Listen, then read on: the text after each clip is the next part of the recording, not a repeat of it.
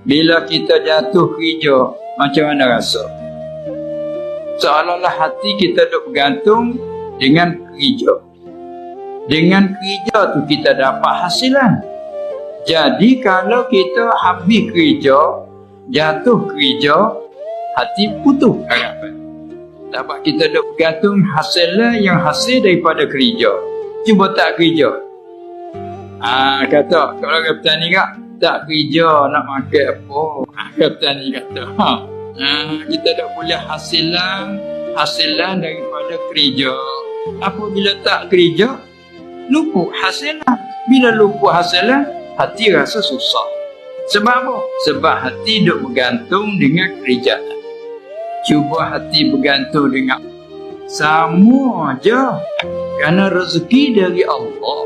Nak kata. Tapi nak sampai ke situ tu bukannya semua orang yang sampai ke situ. Maka begitulah contoh di sana.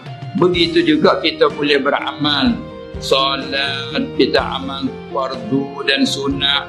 Zikir kita amalkan.